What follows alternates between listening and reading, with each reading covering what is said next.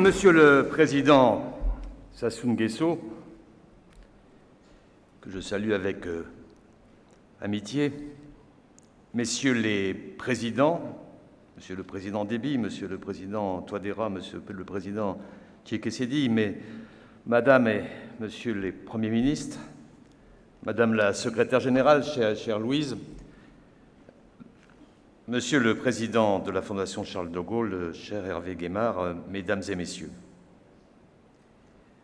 Brazzaville, à mes yeux, mérite une place pleine et entière parmi les lieux de mémoire qui comptent pour la France, Monsieur le maire.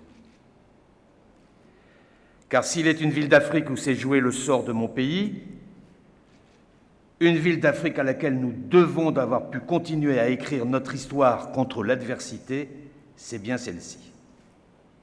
Et je suis très ému de m'y retrouver pour représenter le président Macron en cette date anniversaire du manifeste de Brazzaville, du général de Gaulle, alors que la France vit en ce moment, vous le savez, de nouvelles épreuves.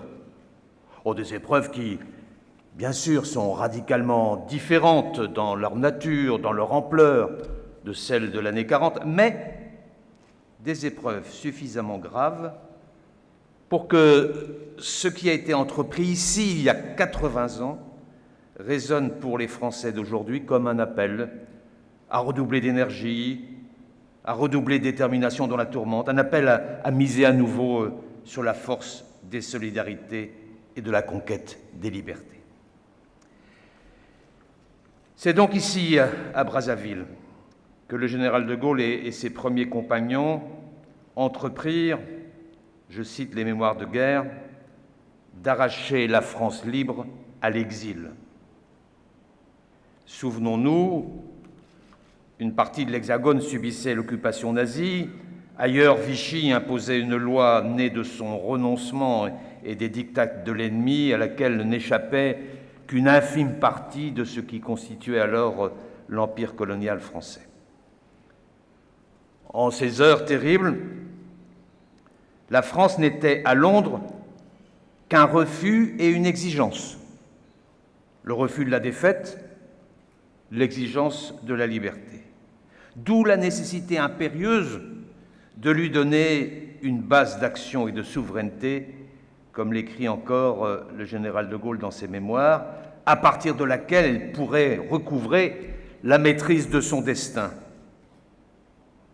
Et grâce au ralliement du Cameroun et des pays de l'AEF, c'est au centre de l'Afrique que la France belligérante trouva à s'établir. Et c'est ici, à Brazzaville, que de Gaulle publia ce manifeste considéré comme un texte audacieux et décisif et qui constituait aussi à la fois un réquisitoire implacable contre l'organisme situé à Vichy. Il constituait aussi, ce manifeste, un engagement absolu à continuer le combat jusqu'à la victoire. C'est ici, à Brazzaville, avec la création d'un nouveau Conseil de défense de l'Empire, que la France libre cessa d'être un mouvement pour devenir un gouvernement. C'est ici, à Brazzaville, que fut institué l'Ordre de la Libération.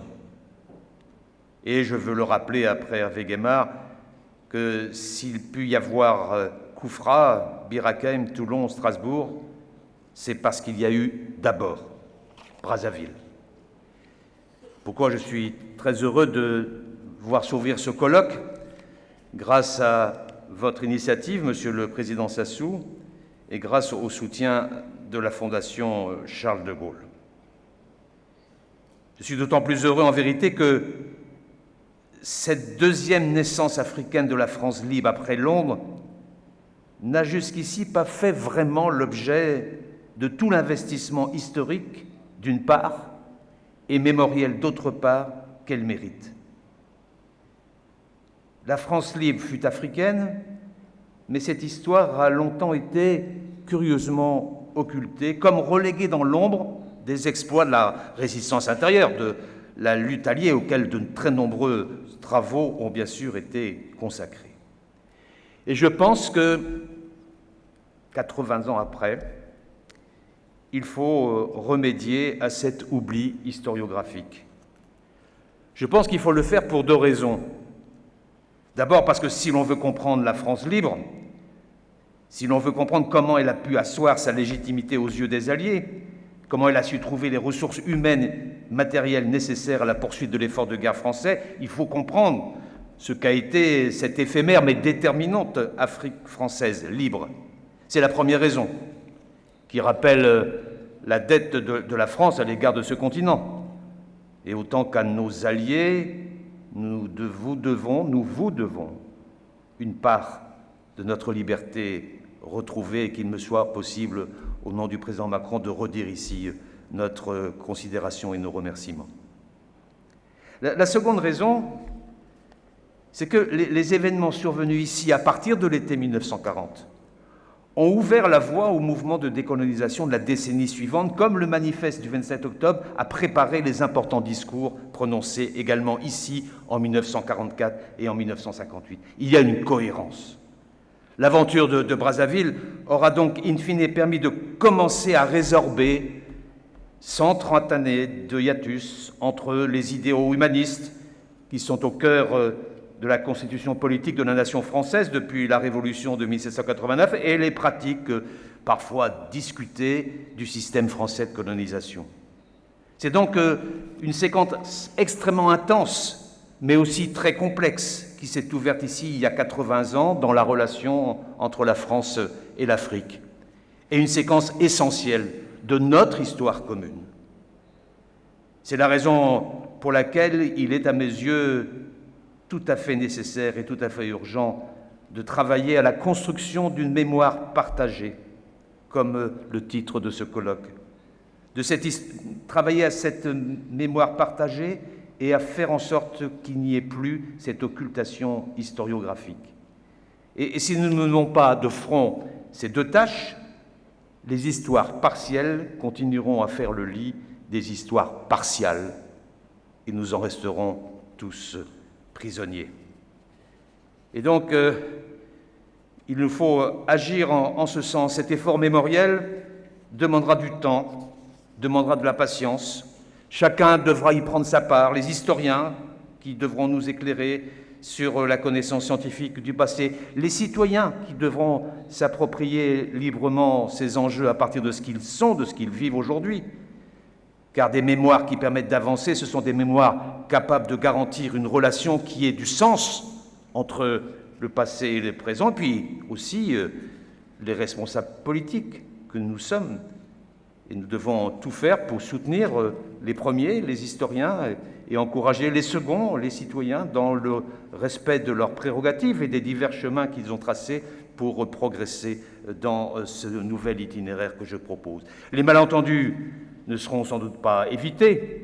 De redoutables paradoxes apparaîtront peut-être.